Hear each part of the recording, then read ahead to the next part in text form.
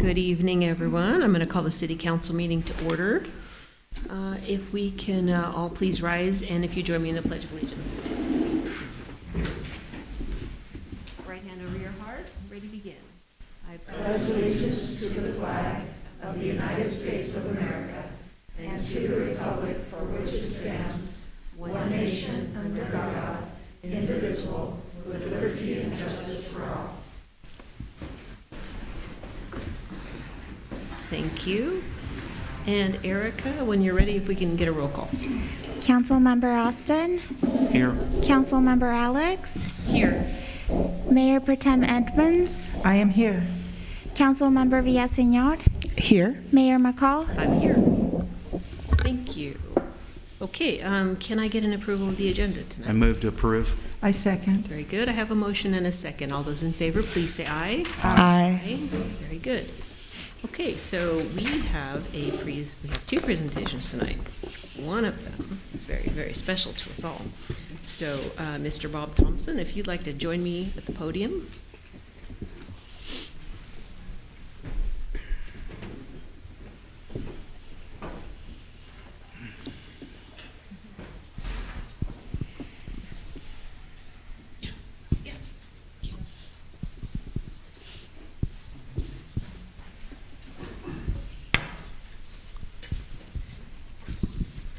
I'm so happy for you. I'm really excited for you. This is great. Never thought this would come to pass, would it? Well, next 2 years. Yeah. That's good. Well, we're very lucky to have had you. So, Well, thank you. With that, I'm going to read this. So this here is in recognition of valuable service by Robert Bob Thompson to the City of Fillmore, City Council, 1972 to 2022. That is a long time. Whereas Bob Thompson has served with honor and dignity on the Fillmore Fire Department from February 1972 through February 2022. And whereas Bob first served as a volunteer firefighter engineer from February 1972 through 1980. And whereas Bob was promoted volunteer fire captain from 1980 through 1987. And whereas Bob was promoted to volunteer assistant chief from 1987 through 2005. And whereas Bob was hired as a permanent fire captain in January 2005. And whereas, during his tenure, Bob served on numerous committees, such as the Fillmore Fire Department Training Cadre. And whereas Bob protected the citizens of the City of Fillmore in some of the largest fires, floods, and hazardous material spills that ever threatened Fillmore. And whereas Bob saved many lives performing rescues during the 1994 Northridge earthquake that shook Fillmore. And whereas the residents of the City of Fillmore have benefited from Bob's achievements as evidenced through his successful efforts working with the Fillmore Fire Department and serving the community. And whereas Bob has been an active and positive community leader, focusing on keeping the best interest of Fillmore by supporting and keeping the community of Fillmore safe. Now, therefore, be it resolved that I, Diane McCall, Mayor of the City of Fillmore, on behalf of the Fillmore City Council, do hereby hereby commend Robert Bob Thompson.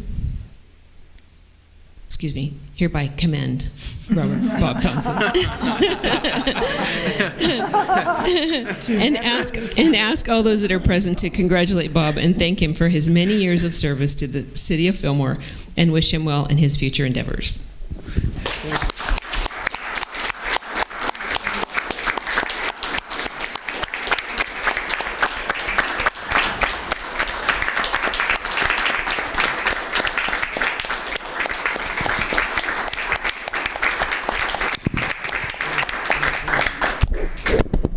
With a beautiful token of our appreciation. Thank you very much. All right.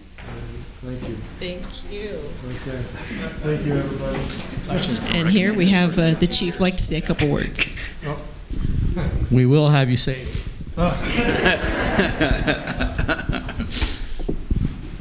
You will be speaking. So, thank you, Madam Mayor, Council, for recognizing Captain Thompson for all his years of service.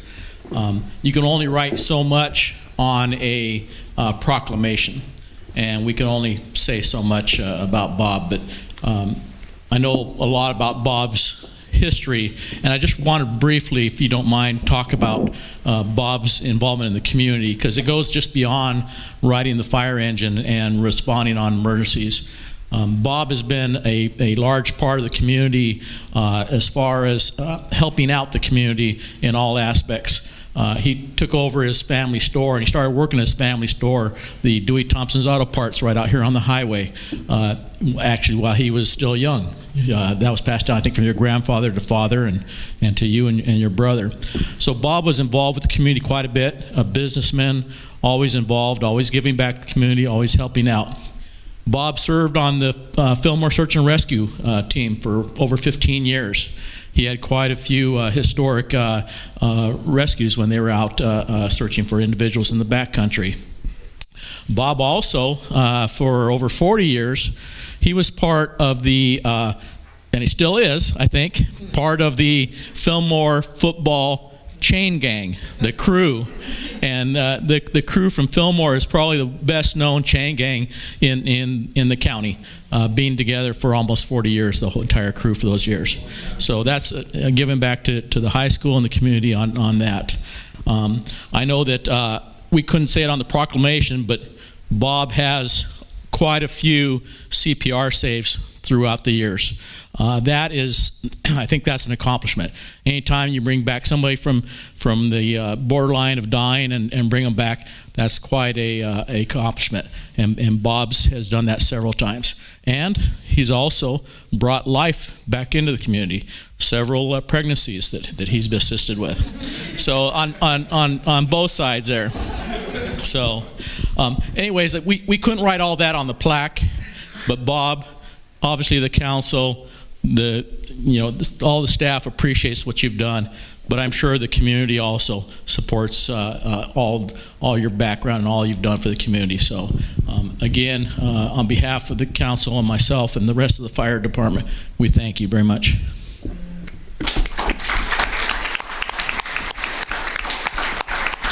Okay, now it's my turn to say something, huh? Well, I've welcomed a few into the world, and I've said goodbye to a few also. I can't count on my fingers and toes how many times we've done resuscitations, and a few positive and a lot not so positive. Thank you, everybody.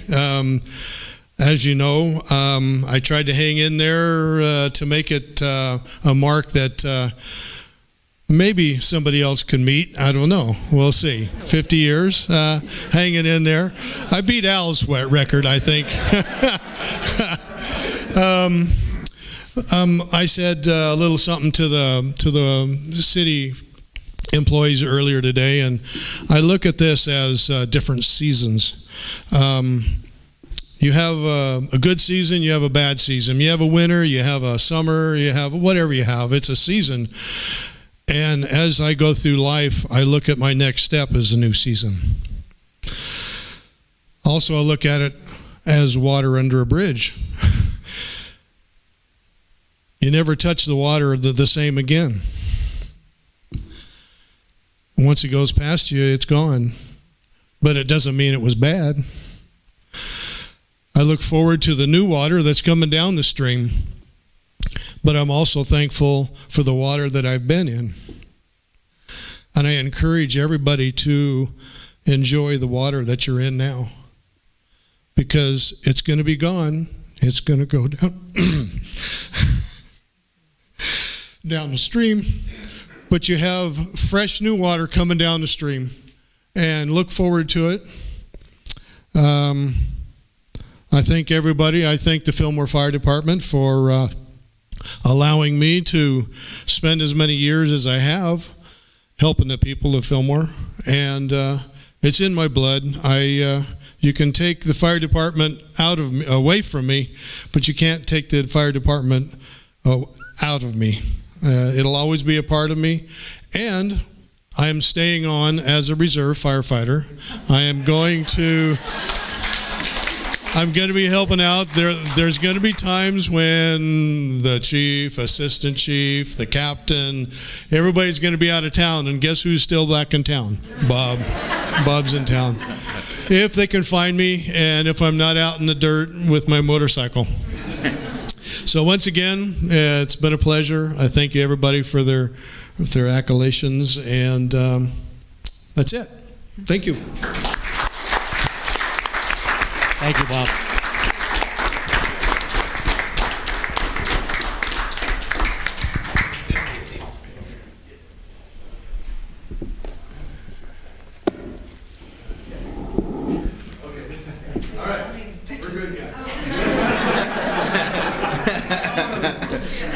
Thank you all.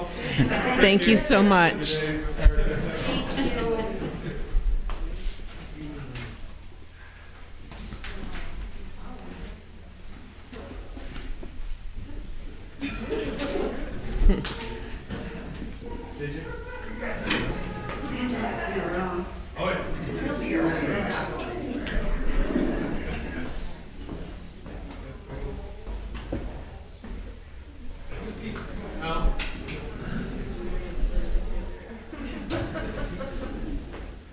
Okay.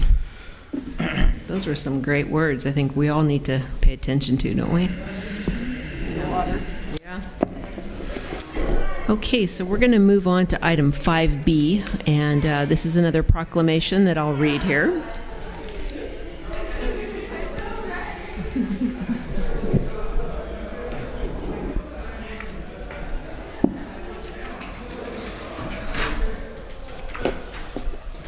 Thank you, Chief. Okay, so whereas Black History Month is observed in February each year, and whereas Black History Month seeks to emphasize Black history and its cultural contributions to American life, and is designed to recognize and pay tribute to the many contributions of African Americans to the history, society, and culture of the United States of America. And whereas Black History Month celebrates the achievements of African Americans in the arts, civil rights, education, entertainment, government, history, law, literature, medicine, military, music, politics, science, sports, and other endeavors. And whereas Black History Month allows us an opportunity to recognize the heroes of African American history, including James West, U.S. inventor of more than 250 patents, and professor at John Hopkins University, Marie M. Daly, the first African American woman to receive the PhD in chemistry in the U.S., who taught and conducted research regarding the foods and diet and their effect on the heart and the circulatory system, and Katherine G. Johnson, one of NASA's human computers who performed the complex calculations that enabled humans to successfully achieve spaceflight. And whereas special recognition is given to our local well-known African Americans, and whereas the contributions celebrating Black History Month will be featured on the city's website and social media during the month of February. Now therefore, I, Diane McCall, Mayor of the City of Fillmore, California, and on behalf of the Fillmore City Council, hereby proclaim the month of February 2022 as Black History Month. In the City of Fillmore and the City Council, city agencies, and staff hereby acknowledge and celebrate the contributions to the City of Fillmore, Ventura County, California, and the United States of America. Thank you. Okay. So that concludes presentations. We're going to move on to item number 6, which is public comments. I do have one speaker card. If anybody else wishes to speak, you're welcome to do that during this time. You'll have 3 minutes, and I'll call up Dawn Marone. Hi there, everyone. I today got a new report from the Environmental Working Group. I don't know if any of you guys know what that is or follow them, but they help to educate people and fight to keep toxicities away from us. They had a very interesting report today. 32 million pounds of toxic pesticides sprayed on Ventura County from 2015 to 2020. I'm going to leave the report with you guys when I leave with the website that you guys can look up and study on this. But every year in Fillmore, it's 5 million pounds of pesticide in Ventura. And in actually our city, it is 256,842 pounds of pesticides in Fillmore. Now, what was interesting about this report is you could actually put your address in a map. It would bring up where you are and how bad it is around you. And ironically, in the residential area of the bridges, it's red in the actual residential part, which I would think it would be out in the agricultural areas. But I don't know, so I'm coming here to speak to you guys today to ask you to please look into what we're spraying in the bridges, on the trees and the grass and everything around. We all walk our dogs out there. There were other areas in Fillmore that are yellow. Yellow is, medium, and then there were areas that were just regular. But for whatever reason, that area is red. So I've got the website here with this packet, and you guys can go on and see. And I appreciate you guys taking the time to look into it. If you can. Here you go. Thank you, Dawn. Appreciate that. Yeah. Okay, any other public speakers? Okay, we're going to move on to item number 7, the consent calendar. I move to approve the consent calendar. Second that. Okay, I have a motion and a second. All those in favor, please say aye. Aye. Any opposed? Okay, motion carries.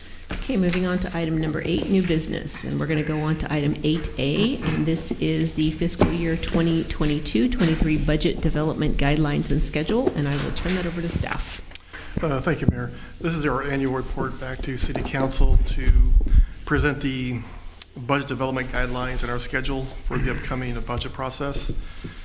City Council has historically approved this schedule each year at this point in time. The schedule concludes at the end of it with the adoption of the annual budget, usually around May or June of the fiscal year. This year, we're anticipating to be a difficult process as usual here in Fillmore due to the ongoing social and financial impacts of the pandemic. We've also had significant turnover, as you're aware of, within the finance department, and ongoing staffing shortages have added to the department's workload during this busy period of the year. A lot of audits are going on as well. So some of the guidelines we're going to be using for the annual budget, and we've done this in the past, the city will adopt and maintain a balanced budget by ensuring that annual operating revenues meet or exceed operating expenses. The city will maintain a prudent general fund reserve to offset economic uncertainty. Enterprise funds, by definition, shall be self-supporting such that fees for operating services will be maintained at a level adequate to cover all operating expenses. One-time revenue should not be used to fund ongoing program expenses. They should be only spent for one-time expenditures if authorized by the City Council or placed in the appropriate fund balance. And the last one is one-time expenditures that result in long-term cost savings, efficiencies, or both will be considered money well invested. Now, there is no impact financially with this report being presented to you tonight. Tonight is recommended that City Council approve the budget development guidelines as contained in the discussion section, which I just read, and approve the proposed budget development and review schedule that's attached to the report. We are currently going to be starting the internal budget review between the month of February, we're now in the end of February. They will start meeting with the budget ad hoc committee, one-on-one with the departments, and also going over the budgets. And then we'll have a final round of budget meetings with the ad hoc committee staff after initial meetings. Then we plan to meet, as we always have, one-on-one with each city council member once we get the general budget approved, talked about internally. Then we'll bring it back out for the public and the general consensus for city council to discuss the budget and make any additional changes, additions, or approve it at that point in time. Our goal is to have it traditionally approved within the month of May, but we have until June the 30th to approve the budget for the fiscal year. And that's all I have for tonight. Any questions? I have a couple. Okay, Lynn, go ahead. You mentioned prudent. How do you define prudent?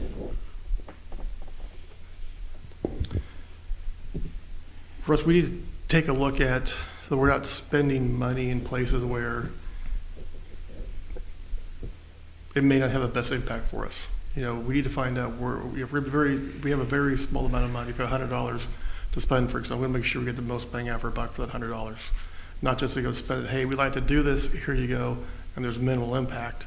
We want to get the most impact. We're a very, very tight budget here within our community. Okay. I just had a follow-up question too. On the schedule for May 10th as being when the proposed budget, is first presented to the whole city council and getting input, would that be the point for public input? And like you said, if there are some recommendations, concerns that you said we kind of built in enough time to go back and to make any adjustments that we want right before the end of June? That is correct. Okay, I'm just clarifying that. Thank you. Any other questions? That was my second question. I motion to approve items 1 and 2. I'll second that. Very good. I have a motion and a second. All those in favor, please say aye. Aye. Any opposed? Very good. Motion carries. Okay, thank you. We are going to move on to item 8B, and this is the Sidewalk Assessment and Maintenance Services Agreement. I'm going to turn this over to staff.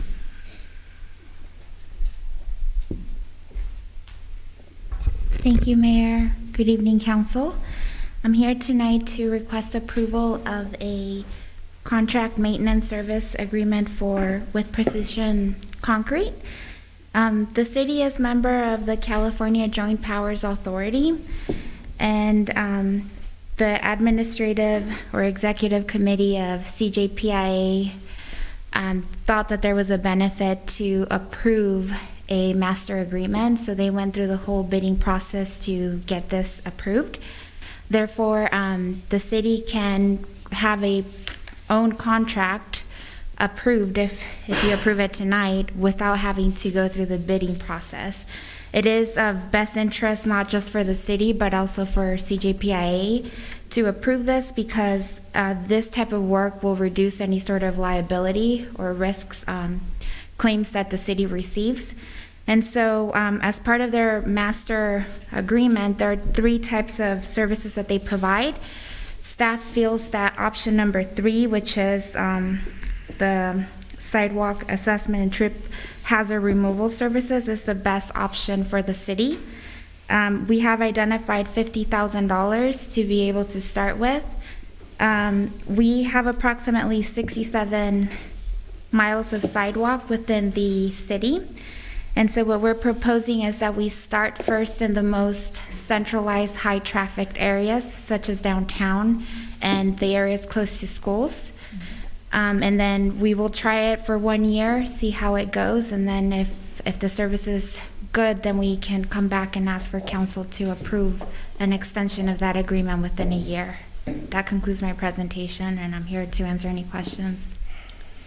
Okay, I'm sure there's questions. Lynn? I have several. Okay. I thought I would just say them all at once, and then you could respond, or would you rather one at a time? Why don't we just do one at a time? Okay. If they discover a sidewalk is tilted because of roots of a tree, do they remove the tree or just fix the sidewalk? They would fix the sidewalk. Again, the removal of the tree is a bigger discussion, and it does involve the city manager's office. Okay. So we would just go through the proper channel. Okay. The second one is, the staff has proposed an original 1-year term for the contract, in contrast to the fiscal impact that said sufficient funds for the remainder of the current fiscal year. So are we talking calendar or fiscal year when you're talking year? I think we did calendar, right, Tiffany? I think, so we only can approve, the budget for this calendar year is already for the fiscal year. So that's why she's differentiating between the two. We did the term of the contract for a year, and if you approve it as this, when they start working on the budget for next fiscal year, they'll add in the extra money for it for next year based on what you approved tonight. So the 4 months and 2 weeks of the rest of the fiscal year would be reflected in the $25,862 that is for the assessment fee, rather than the $50,000 that is for the calendar year. No, the assessment fee means that those monies are available from assessment districts to pay for work in the assessment district areas.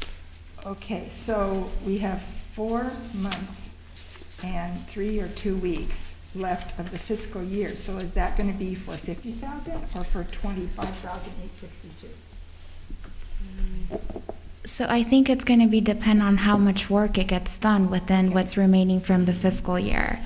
And so we are not going to exceed $50,000. So we'll keep track of that, but it'll be whatever we're able to spend within those, the remaining months for the fiscal year. So And then the then additional amount it'll be at the carried over. point of budget, we will add it and make sure that it gets rolled over or to the next year. That's it. Thank Okay? you. Thank you. I just had a question too, Mayor. For the 67 miles, I think you said that it's going to start off with an assessment.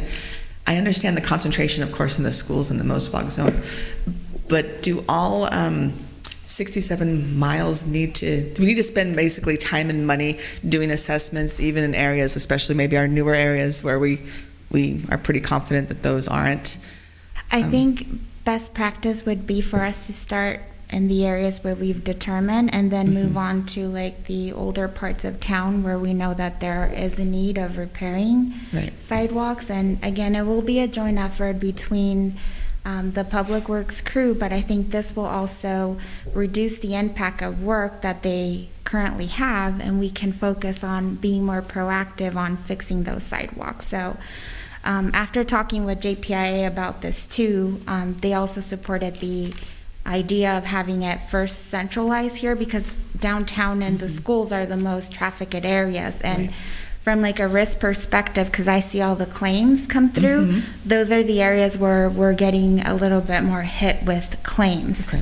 So after that, I think we do have a need to review the entire city, but we're also in the process of getting the data back from the ADA transition plan, and then we will bring that back to you. So I'm working with the consultant and we're about to receive the preliminary report, and they will also identify areas where we have to improve. So it'll be a bigger joint effort at the end. Okay, great. And just another suggestion for you is when you may be going out to those areas that aren't so walked, but they're residential and people know, like right in front of their house or in their neighborhood, there's, a real egregious, the issue with the sidewalk.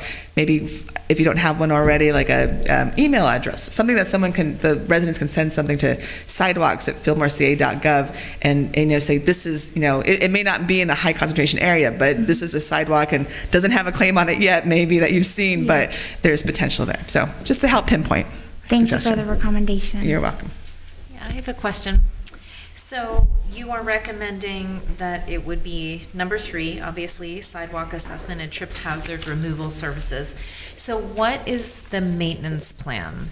Are you going to, what's the maintenance plan look like? So once the agreement gets approved, I'm going to meet with the contractor and then we'll go ahead and start through the area. So the assessment will take first, and then as we go through the assessment, then obviously they'll provide us with a cost, and they know that they have $50,000 to work with. So I can speak because I've kind of, sometimes if I go on a walk, I do have a can and we'll just spray it. Right. So I know for a fact there's a few areas in downtown that are in desperate need. So those will be the highly concentrated areas, but we'll work with the consultant to get that in place. Yeah.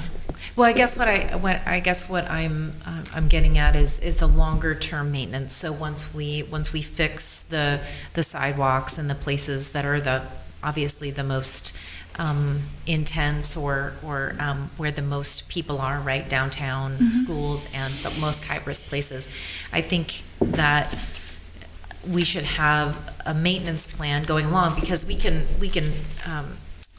concrete over those routes, but the routes are going to still push through, and so we're going to come back in 5 years and have the same situation again. So that's my question, is there a way that we can have a longer term maintenance plan to keep an eye on these areas that have been fixed? We can definitely work with Public Works on developing something like that. Yeah.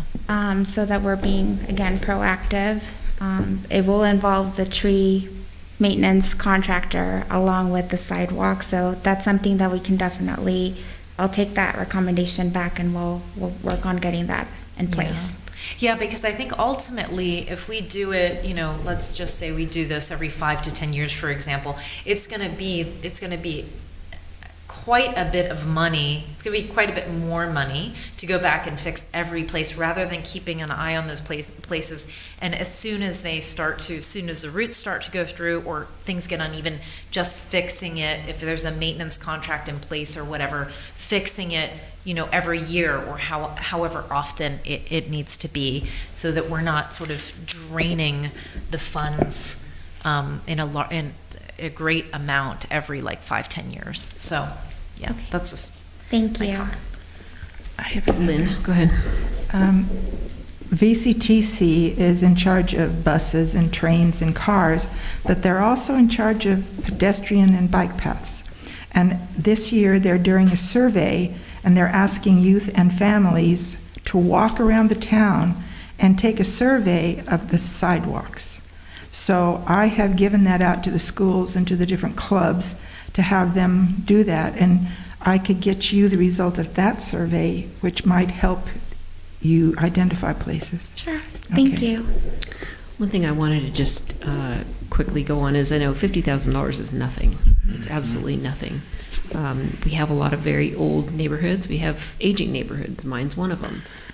I walk a lot, and I do see, you know, a lot of raised concrete and a lot of trip hazards. And I did notice recently, probably in the last 6 months, there has been some orange spray that goes across some of these, which I was really happy to see, because for a long time, you know, there was nothing there. But 67 miles of sidewalks is a lot to do. So what I'm maybe thinking is, when they're making some repairs, if they see other things, maybe mark it, or come up with a system to where we can kind of start earmarking these and then sticking them in a priority, so that when we come to the next budget cycle and we put the next funding in, we can kind of assess from that point. So maybe they can help us do that. Definitely. We'll work on that as well. Okay. Thank you. Okay. Be happy you have sidewalks, Diane. Yeah, no, it don't is have it. true. No, we do, but it's amazing.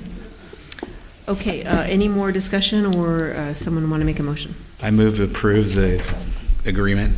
I'll second it. Okay, I have a motion and a second. All those in favor, please say aye. Aye. Okay, any opposed? Okay, motion carries.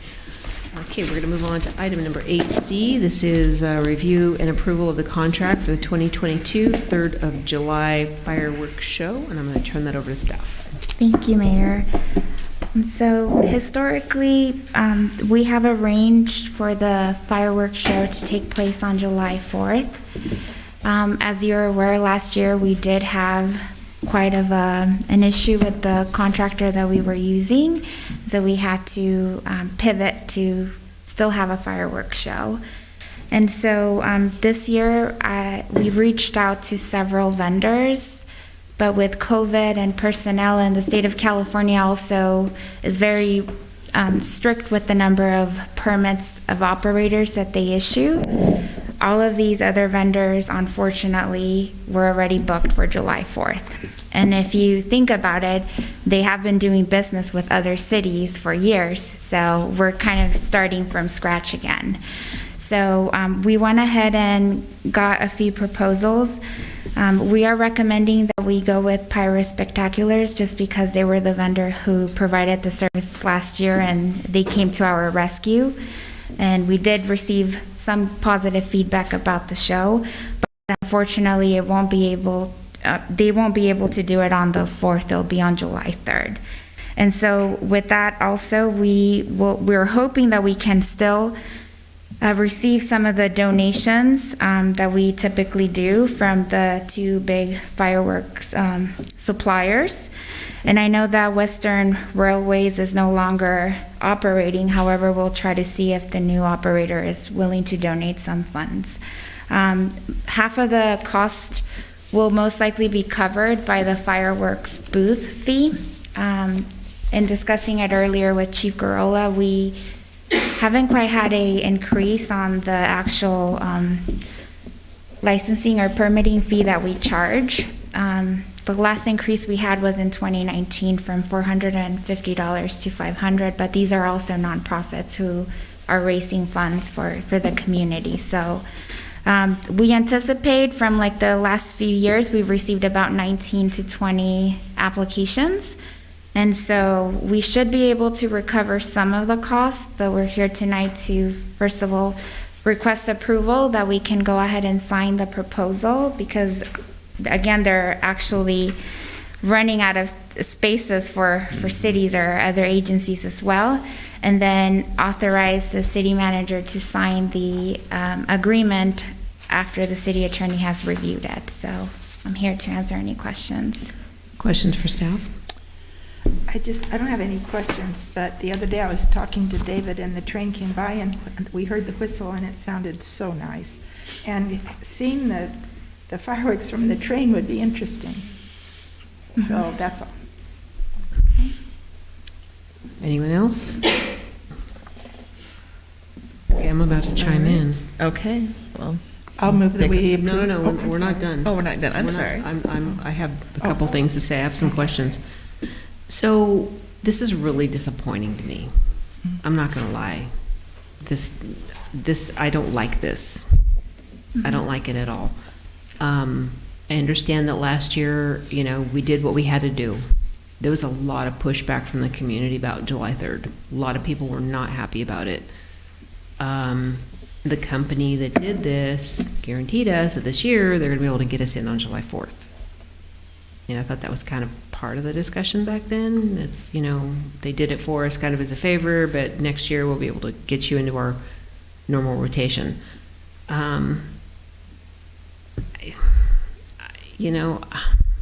We want Fillmore to be a destination. We want people to come here and ride the train. I want to see the chili cook-off back. I want to see the car show back. I want to see all the things that Fillmore did to bring people to town. I mean, for so many years, this was the place to go. Everybody came here because we had the fireworks booths. We had the fireworks shows. We had things to do. And it truly was a destination. July 3rd is not make a destination. I get it. COVID's a problem. But from what I understand, things are going to change in the next 2 weeks, according to the state. Even as far as gatherings, are going to be changing their parameters for gatherings. Is there any chance that this could change?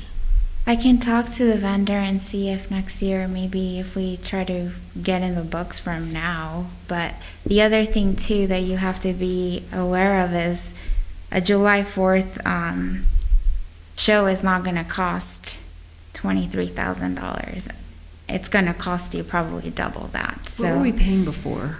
we were paying $21,500, and this year I was able to bring it down. The initial quote was a bit higher, and so I went back and forth with the company, and they were able to lower it. But fuel, they're always going to say things are costing more Right. now with COVID Well, they are and costing everything. more. We know that. So that's going to be something for all of you to consider. And then the second thing too is like the licenses. State of California, and Chief Garola can also attest to that, doesn't issue that many operators. So there's only a few companies who are available. And so if they don't have an operator to manage the show, then we don't probably have services for those days. So I think more than anything, that seems to be the common denominator after speaking with several companies. Right. So, I'm just throwing it out there to council. I don't know how you guys feel about that. This gives me heartburn. It does. I don't disagree with you, but I think we have to take this option at this point. We can't go find another vendor at this point. It's a little too late. And my feeling is, I don't disagree with you. I feel like it should be on the 4th, but also if we have it on the 3rd, we may get more people in town because they'll be going someplace else on the 4th. So, it's kind of a double-edged sword. Yeah, my input on this is looking at this year with the 3rd being on a Sunday. It's it is what it is with it seems what we can do this year. If you say that maybe if you again make that request then a year in advance that we can get on for the following, and actually, get a guarantee from them, then that would be good. And I don't know, in terms of the events that we have planned for this year, the third being on a Sunday, if there's any potential for combination Sunday, Monday events, to make the third perhaps more of a destination day for families. And we market that we're having our 3rd of July firework show, Sunday night. Just trying to, make some lemonade out of the lemon. Thank you. So are there really no other, have we exhausted the companies that could possibly do our fireworks show on the 4th? I did call at least 8 companies, and they all pretty much declined. So, and that's the other thing. If you go online and you search, not everyone's licensed to be able to do it in California. So. Okay. We ran into that last year. Yeah, I mean, I agree with Diane. When we first, in 2020, when my husband first came to Fillmore, he came on July 4th to visit a friend, and the car show went through the neighborhood, and there was the chili cooked off, and it really sold him on Fillmore. And it is really important to have it on the 4th. But I also agree with Christina that, we making lemons out of lemonade, we can, maybe just, this year. Because if we keep looking at if we keep seeking out vendors, we're going to miss the window. It's just going to keep getting shorter and shorter to get. But if we can somehow sort out next year now so that we can lock it in, that would be great. I can try. I mean, all I can do is try. Of course. I won't guarantee that the vendor will be willing to do that, but, we can definitely bring that up to them. Okay. I have another thing. Go ahead. The other thing that I was thinking, having it on Sunday could be difficult, but every 7 years it's on a Sunday, and next year it's a Monday, and this year, if you come on the 3rd, you'll be able to have fun resting with your family on the 4th, rather than for some people having a hangover on the first day of work. So There's no rest on the 4th of July. Is that from experience, Lynn? So being a lemonade person myself, I enjoyed watching it last year on the 3rd, because then I got to go to the beach and watch it on the beach on the 4th. So my question is, who does the chili cook-off? Who sets that up? Is that Patrick? Because he did the one with the kids. We haven't had chili cook-off. I know, for a long time. It's been a couple years. And the car show. The last time who did it was Jen McGuire. She did it through the group, Tolan group that she was working for. They did it. And it was then the car show too. So if we can get some of those back, whoever does it, it would be great to have. I'm sure the car show will come back. Well, the city doesn't put it on. I think last time it was through whatever group that did it. I think the Faders put it on last time. Okay, so what say you? Somebody? I move that we accept the recommendation of the city. I second. Okay, I have a motion and a second. All those in favor, please say aye. Aye. Any opposed? Okay, motion carries. Thank you. Okay. All right, so we're going to move on to item number 8D. This is adoption of resolution authorizing change in monthly reporting and approving warrants for Fillmore Pyro Veterans Memorial District. Turn this over to staff. Okay. Good evening, Mayor and council members. How are you doing? This resolution has come about because there was a change in procedure that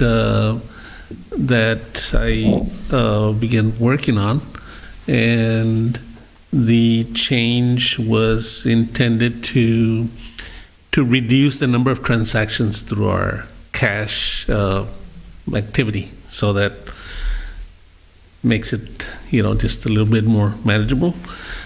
And one of the unintended consequences was that the reports, as we were providing them to the district, to the Memorial, the Veterans District, basically became not, they weren't automatically being produced by the system as they had been produced before. So I went to meet with the board, and we discussed it internally, and so we are asking that so the board agreed to. I provided them a different set of reports that we could provide them, rather than they were approving a warrant list, basically what the council approves for the city expenditures. So I suggested that we could give them a revenue and expenditure report and a balance sheet, and so they agreed to that. So that's what we're asking the council to also approve. And so what's going on now is that the checks of the Veterans Memorial District are being produced from the city's checking account. And so that's similar to how we do all the other city funds, but in the case of the district, because there's a different entity, we had been doing it out of a Veterans Memorial District checking account. So that's what the change is all about. Questions? And, Sorry. go ahead. Does the Veterans Memorial Building reimburse us for the staff that we provide here at the city for them? Do they help us with the finances department, or do they pay for the custodian, and do they help pay for the recreation department? They do, and so we end up charging the Veterans District expenditures, and in the fund that we account for all their expenditures, we do allocate some of our the cost that of personnel that do the maintenance there. You say some of the costs, not all of the cost? Well, the cost we basically, since we allocate, we do it on a percentage basis, and so that is charged to the district. So we're estimating that it's the full cost, but it's not like we don't hire one full-time person to be out there, because I'm not sure how many hours they might spend out there, but we basically do it on an allocation basis, and we can look at that on an annual basis and try to recover all the costs. So they report back to you on how many hours they work there, or it's just estimated? We actually haven't been doing that, but we can do that, and then get a better estimate every year. And then I'm not sure where their progress is in the grant that I've been told that they're applying for, and it's a very large grant. And it's going to be bringing a lot of work to the city, because there'll be lots of invoices that'll go through, staffing that'll have to be paid, jobs that have to be done. That's correct. So as far as the grant, both of there's two actually. Right. One through HCD and one through the county. It's a total of about $2 million. Right. And it would generate, it's generating some additional work right now. It has for the last few months, and we do anticipate that it would, be additional work. At times it might be more than others, but it's not probably enough to where that one full-time person couldn't do. So we try to, by separating the costs, to the district funds, that's the main thing we need to do to keep track of it.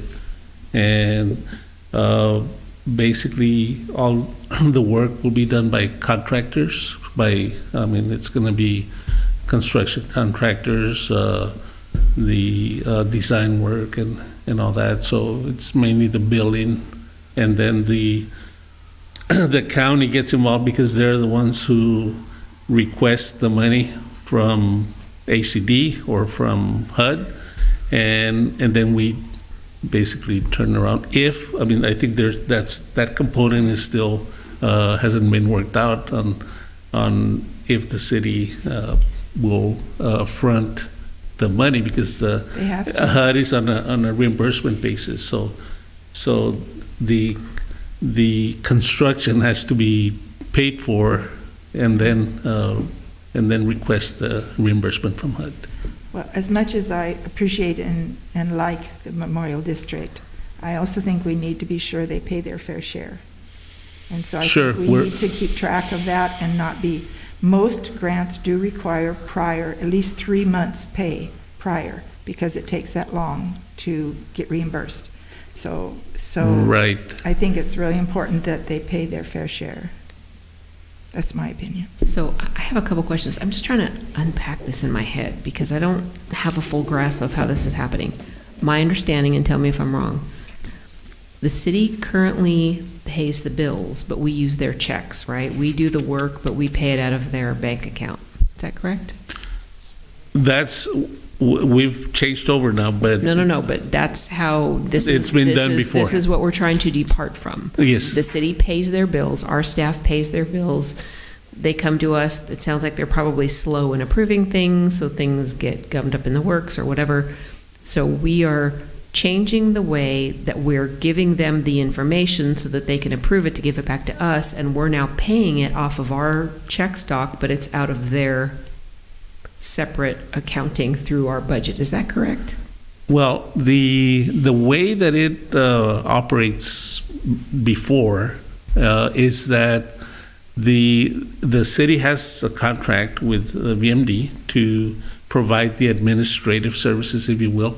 So we actually receive the bills from vendors, and we process the payments as if they were city Right. bills.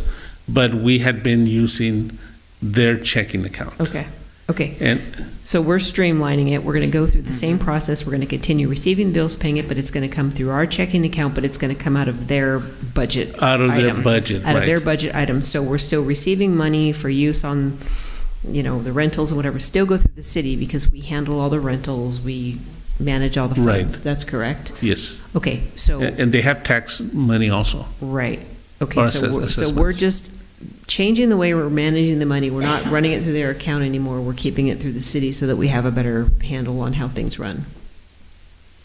Yeah, the accounting is essentially the same because we were always charging expenses to their fund. Okay. And when the money was received, it went to their fund. Okay. It was just the cash, the Right, that it okay. was their checking account. And that's fine. And now we're we changing. have a better control over it. So I do want to make sure that, not to beat a dead horse, but I want to make sure that we are billing our staff time, just as though we would bill somebody else who's coming in to build something in town, just as planning would do. Sure. I think we need to make sure that we're doing that because, in my humble opinion, the city is getting the short end of the stick on several things having to do with the Veterans Memorial Building. We need them, and it's a partnership, and I totally get it. Mm-hmm. But it is still their building, it is still their money, and we are still providing a service. So I just want to make sure that, we're making sure that Sure. it's even Steven, and, we're whole. Yeah. That's what I meant. I think we can undertake a time study of the amount of time that our employees spend at the district. Good. And then compare that with the allocation that we're charging them. I think, yeah. If we need to adjust that percentage, we will. I think now's the time to do it. Yeah, we can Because do this it. is coming up, and we've been going along, limping along all this time doing it the other way. So now's the time to say, hey, wait a minute, we are way underwater on this, and it's time to Sure. change things up. So I would like to see that part of however you proceed, if we could do that. I will work on that. Okay. Okay. Okay, any other questions for staff? No questions, but yeah, I support everything we just talked about. Okay, so do I many times have been multiple funded in prior experiences, and I had to keep a log of how many hours I spent on each fund and source. we might do that for a period of time, so you can see over a Right. period of month, how many hours of custodial time goes there, how many hours of the. It's called time tracking. Mhm. Yep. And Just and like that might attorneys be do. a way, and you might decide to continue it through Christmas, because that would take more time. Because 1 month will be more than another, I would assume, so. Sure. Okay, so if no more questions, anybody want to make a motion? I'll move to approve resolution number 223865. I'll second. Okay, I have a motion and a second. All those in favor, please say aye. Aye. Very good. Any opposed? Thank you, motion carries. Thank you very much, I appreciate that. Thank you. Okay, so And- we're going to move on to item 8E, and that is you as well. That's So I'm going right, to turn that yes. over to staff. Okay, this is a request that the council approve the resolution to file a claim with, it's with VCTC for the TDA funds that are allocated to the city of Fillmore, and this is through the, I think, a quarter-cent sales tax or transportation funds, statewide transportation funds. And the amount is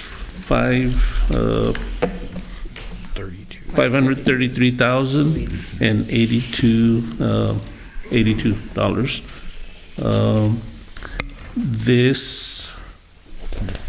This is for roads and street improvements.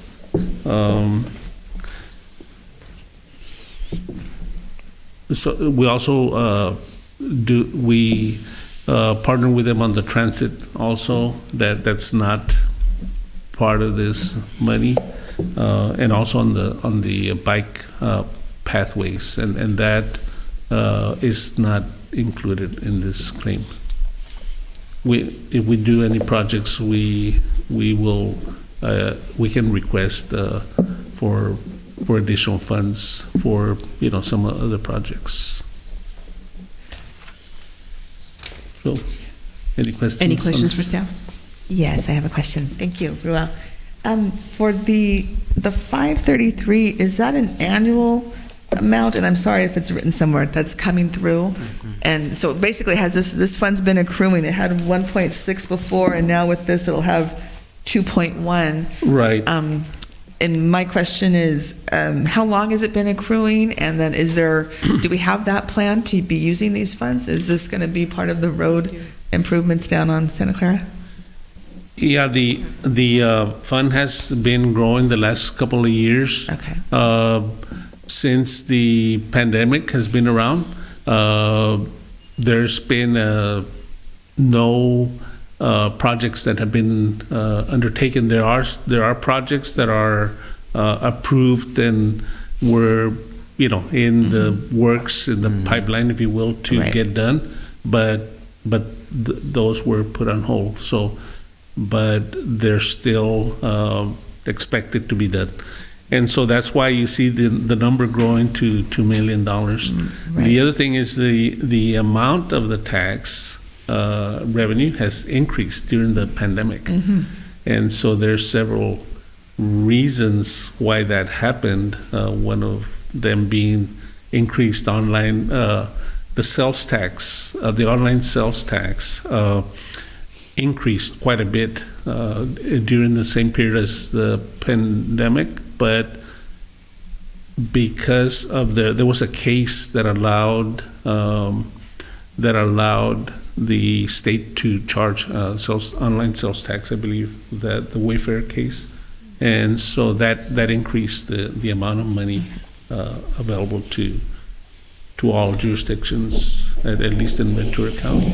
Okay, thank you. Yeah, the reason I asked is that I've been hearing, I'm sure others have been hearing from residents about, what's happening in terms of our road improvements. Are we going to be starting to do some of these projects? And so just, clarifying that we're accepting these funds and that Sure. we're going to be using them for our road improvements. The last page has a schedule of the projects that are Right. currently approved. Okay. All right, thank you. That was my question. Thank you. All right. Go ahead, Linda. I don't know, Raul, if you know that starting in the year 2000, I started advocating for improved transportation for Fillmore and Pyro. And Fillmore actually has been the greatest percentage of people that put in their unmet needs through Ventura County Transportation Commission, and that's what is What getting this one is, yes. This money is only to be used if all unmet needs are met, and they have not been met. And the two things that the city has asked over and over and over for is the bus from Fillmore that comes to Pyro, to have that bus continue on to Santa Clarita. We have people in Pyro that have been thumbing their job to go to Santa Clarita because there's no bus that goes the extra 12 miles. The other is that people want to have a van that goes over the hill to Moorbus. Those are the two areas that have been identified year after year after year for unmet needs. I was told the reason that we don't have the bus to Santa Clarita is it would cost an additional $220,000.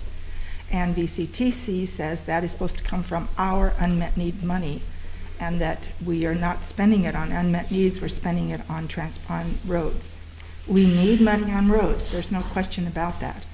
But we also need to help the people who need to get to jobs and services, to shopping, to doctor's appointments in these other communities. And if you don't have a car, you can't get there. The closest bus stop on 126 to Santa Clarita is at, what is the canyon that, what is it? Yeah, no, not Grimes. It's way past Pyro. It's almost to the county line. Valverde? Yes, Valverde, thank you. Valverde. And all we need to do is extend those lines to get to Valverde and then hook up the transit. So I do want to fix roads. There's no question about it, but I also want to help the people in our community. And so I'm bringing that forward as a possible way to look for money that you can both get roads and serve the people. So. Of course, that's something that the council would have to entertain. Right. One other thing I need to mention, I believe you mentioned the meeting also about another 300,000 that the VCTC had allocated to Fillmore. That's not part of this money. That I understand it's part of the excuse me, the one of the federal grants for related to coronavirus, and it's coming out of transportation money. Has it been allocated already? It has not. Well, it may have been allocated. It's going to flow through Caltrans, and so I don't know if it has been allocated to Caltrans. So if it's allocated to Caltrans, it would be for roads. Yes. I mean, that would be the only purpose of it, would be roads. And so Right. that would give us an additional 300,000. So I'd really like to look at the possibility of using some of this money to serve the people who have year after year after year put in their surveys. And this year, the only person on the unmet needs that came from Fillmore was Joy, who's come here several times for bike path. And VCTC has put in several requests for grants from the state to extend the bike path from Ventura to Pyro or even Santa Clarita, and they've never been granted. They're doing it again. But, I mean, they're certainly doing their part to try to improve and help us. But I think we need to do our part too. So, Mark. I have one question. This kind of came out of Christina's question. How long, is there any time limitation where we have to use these funds? You know, or is we can build it up for 20 years? I meant, or do we need to start using it? I don't know that there's a time limit because it is related to sales tax, and generally there isn't. But this is the special quarter cent sales tax. I'd have to look into that. Okay, thank you. Doesn't the circulator go to Pyro or out that direction? mm-hmm. Then why are those people not grabbing the circulator and coming into town where? They're coming here, but they can't get to Santa Clarita. Right, but that's LA County. We don't want to put our money into LA County bus going to LA. Well, all mean- we would have to do is take it to Valverde, and then LA County would have to pick it up Yeah, from but there. who's to say that they're going to do that? Well, we do work with LA County on the line that goes between Ventura and LA. And we work with LA to fund that. We fund our portion, we don't fund the LA portion. Yeah, I'm So- just, I mean, that's, yeah, I understand where you're going with it. I understand, but we have a lot of problems here that we need to take care of, in my opinion. I get that. Okay, any other questions for staff? I move to approve. Thank you. Resolution number 223864. I'll second that approval. Okay, I have a motion and a second. All those in favor, please say aye. Aye. Okay, any opposed? Me. Okay. Very good, motion carries. Okay, thank you. We're going to move on to item number 9, committee, commission, and board reports.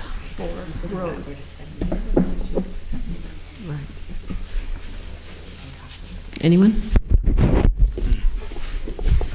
Sorry, say that again. We were chatting inappropriately. Committee, commission, and board reports? Okay, I have one.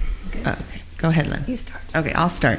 The update on the Fillmore Pyro Basin Groundwater Sustainability Agency is that the groundwater sustainability plans for Fillmore and Pyro Basin have both been accepted by the State Department of Water Resources. They've been uploaded to the website there, and now starts a 75-day comment period.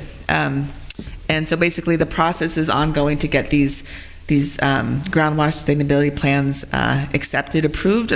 I'm sure the Department of Water Resources will have recommendations and changes, and as a board, we will, see those when they come and work through them. But just want to let everyone know that that process is moving forward as it should. Thank you. Okay, Lynn, go ahead. My committees have no report, and I certainly have enough committees, and I don't have any reportable action. But today, I happen to be listening to the Board of Supervisors, and some things are very appropriate for our community to know about. One of them is that Santa Clara Valley Disposal has been approved with Limonera for the composting station on 17 acres that are north of Telegraph on Limonera property, and that they'll be working very quickly. The second is the Family Justice Center. I don't know if you know about it. It's an excellent center. They help victims during difficult times, and they've been given additional money because of their efficiency. The other has to do with the Sheriff's Department. The Sheriff's Department has been very active in searching the homes of people who shouldn't have their weapons and taking them off the list. Putting them on the list or taking their weapons away if they're not supposed to have weapons. And then also on that same list are people who shouldn't have been on the list and should be allowed to have a weapon if they choose to. And so they've been working very hard to do that. I was just talking about you, girl. Sorry, I'll have to tell you later. Okay. That behavioral health recognizes the need and has put in extra money in the budget for increased services. As having they're going to have a survey of the needs that have to be met. An example of a very serious problem is that youth with serious emotional problems are now put in juvenile hall to keep them safe. But juvenile hall is not the place that a seriously emotional child should go. And so they're working very hard to have a better place for kids. And Ventura County is adding private wells to be checked to be sure that the water is safe. So if you're living in a distant area and you have a private well, there are only 10 in the county, apparently 7 to 10, and they're checking those now to make sure that water is also safe. That's it. Okay, anyone else? Okay, we're going to move on to item number 10, City Council reports, recommendations, and comments. Anyone? So I would like to make a recommendation to bring back the agenda item of restoring downtown and looking at the numbers, getting more accurate numbers of what that would look like, and a plan layout for that for the next city council meeting. So can I just comment on that? Sure. We're not doing that because we're supposed to meet with the ad hoc committee before bringing that back. Okay, cool. All right, so then the other thing that I want to bring up is what the public comment, the woman who brought up the public comment about the pesticide spray. I would like for us to look into that more deeply, if possible, to find out why that is the case. It is pretty serious. I actually have, I was thinking about it when she was talking. My dog's developed some sort of paw allergy where his paws are swelling up and getting irritation, and now I'm wondering if it's a pesticide situation. I don't know. But if there's any way that we could take a deeper look into that and get some answers as to why it's really highly toxic in this area. Yeah, I'm good with bringing that back if we could get some information on that. Yes, I support that. Yeah, me too. Okay. Yes, I do also. Council members, in front of you is a flyer of a series of workshops that the Fillmore Unified School District is doing with Ventura County Behavioral Health, and in particular also the arm of behavioral health called Logrando Bienestar, or Achieving Well-Being, and it's their program specifically targeting Latino and Spanish-speaking families. And I bring this forward because I would like to ask for our council's support in having a potential community conversation, a series of workshops, maybe not identical to this, but as I mentioned in our last meeting when we start talking about how we're going to use our American Rescue Plan funds, that we cannot forget not just the physical, the tangible needs of our community, but also the emotional, the social, the well-being. And so I would like to see if we can kind of monitor how this workshop goes. It's kind of neat in that it's a series, it's different topics, and see if this is the best method for communicating these things. I'd love to actually get feedback on how this goes to inform what could possibly happen that the city could be a sponsor of. And May's coming up again soon. It's Mental Health Awareness Month. We had a great resource fair last year, and I just want to keep that going. And again, I don't know particularly fund-wise. I know we're going to talk about this in the budget ad hoc, but just again, as we've made policy regarding community conversations, it does need to have our majority of our council agree to have staff look into this and contact behavioral health and contact other mental health experts and advocates to see about something like this happening in our near future. So that's what I ask of our council. I would support that. I was listening today to the Board of Supervisors, and there was a presentation on behavioral health, and they are inundated with youth issues. Children are afraid to go to school. They don't know how to talk to each other. They don't know how to work with their parents. It's almost a crisis. And so I would very much support us doing something about that. I'm a little confused on what you're asking council personally, because you asked for first to go monitor, then you asked for, I don't know what you're asking. Are you asking to make community conversations off this, or? Yeah, I'm asking for us to support and direct staff to reach out to Ventura County Behavioral Health and form a community conversation around mental health, or a series of workshops. I'm not sure exactly, again, what it looks like. I think our community conversation idea is a little broad, but something along the lines possibly of this to our larger community. This is something specific for Fillmore Unified, to those parents, but I think we need something bigger in our community. There's a lot of kids who go to school out of district, they're homeschooled, and others who are just doing independent study, as Linda mentioned. And so and not particularly just for kids, there's our young adults, our ages 18 to 24 or 26 who, I understand what you're getting at. Okay. But I'm asking, you said to go monitor this, and then you came back you said that you'd like to do community conversations, but you don't know what the categories are, so that's why I'm confused at. Where are we going with it? Just directing staff to reach out to Ventura County Behavioral Health. Having staff reach out. Yeah. and bringing it back to say that we could possibly do a conversation or a workshop on XYZ around mental health. Yeah, we've Support actually groups. done some things like that in the past. There was a point in time where, we had a pretty severe situation going on within the city, and an event happened, and we actually literally had a community conversation about that particular topic, and it was very well attended. And I think it's really important. I think things that, I don't want to carbon copy what they're doing, Right. and I certainly don't want to tell staff to go, hey, go sit through all these and sit what it is.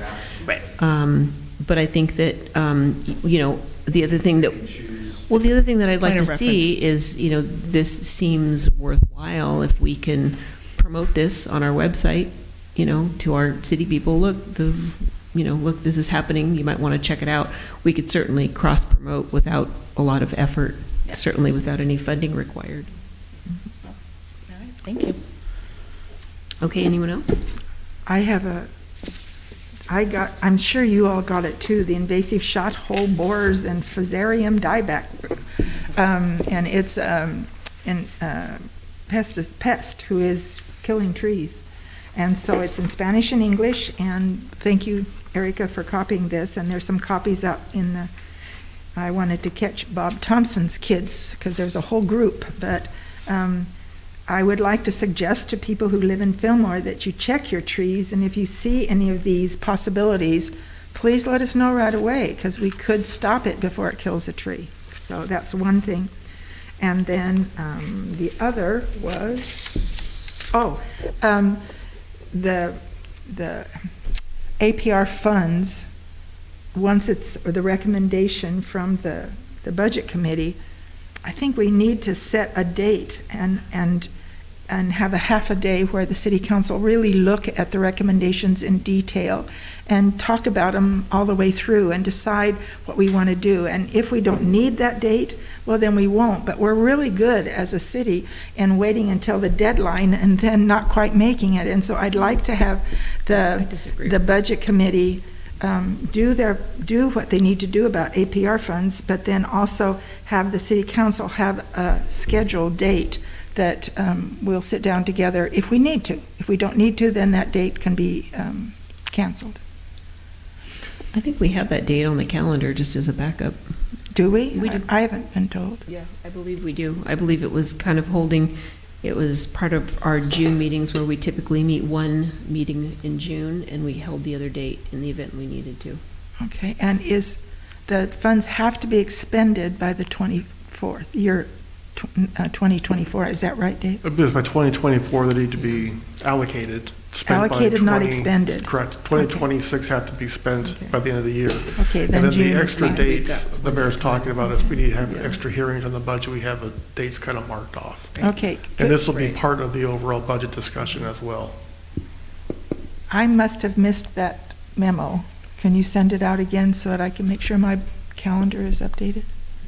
I think it's on our date. It's in our date. It's in our date.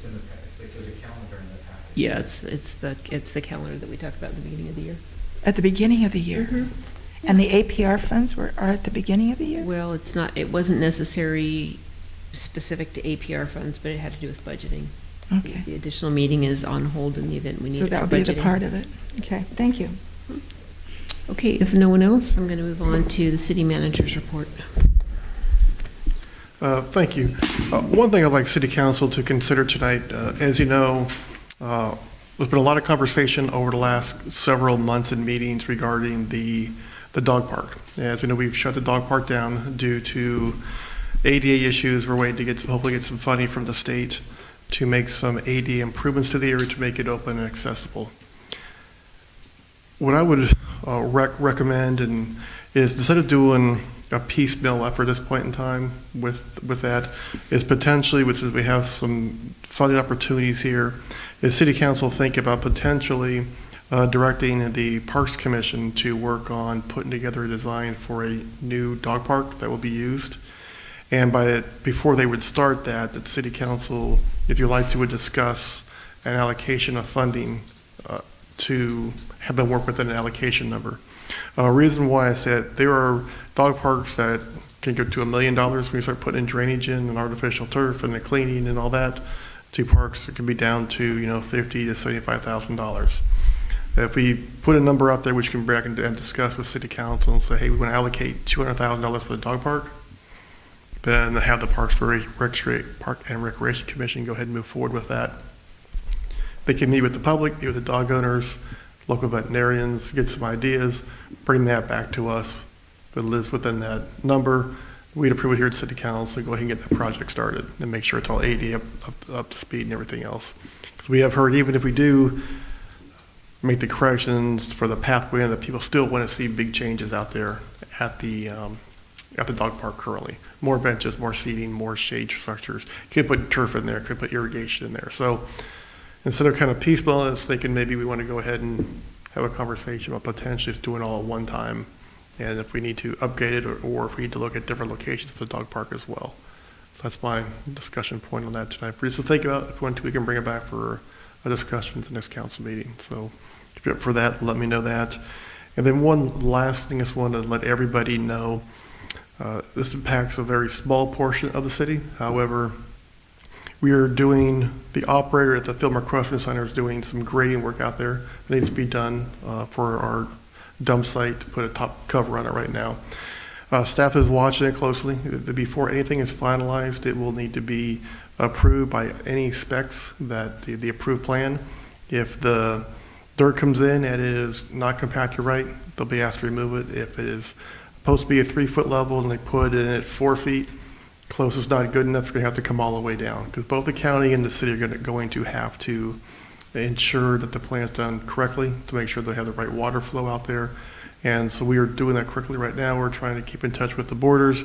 We sent out Roxanne Hughes, our engineer. There was a meeting out there to talk about that. And we're talking internally we might want to do to make sure we have a weekly or bi-weekly updates to the borders as well, just from our end of the operation, so we can stop any rumors from starting throughout this project. So that's kind of what we're doing internally, and just let me know about the dog park, if we're going to bring that one back or not, and we'll start that discussion. Thank you. Okay, go ahead. Dave, about the Turn your mic on. About the dog park, does that mean that there's money for ADA that would have done some part, and this would be a complement to that, the money that you're asking for? If I could, this isn't on the agenda, so we shouldn't really get into it. If you, So all the Brown Act allows when something's Okay. on the agenda is just to say whether it can be on a future agenda. Oh, okay. All right. Then I would like to have it on a future agenda. Anybody else? Yeah, I agree. I'll support that. Okay. All right, Dave, so future agenda. Okay. Okay, thank you. Thank you very much. Okay, we are going to recess into closed session. Tonight, we have a conference with a real property negotiator. The city will conduct a closed session to negotiate and give direction regarding certain real property with the Judy Marinelli Trust and the Westerdahl family. And we also have a second issue, which is conference also with real property negotiator. And this is regarding 3 parcels of real property at 364 Santa Clara property. So we're going to recess, discuss that, and come back in a little bit.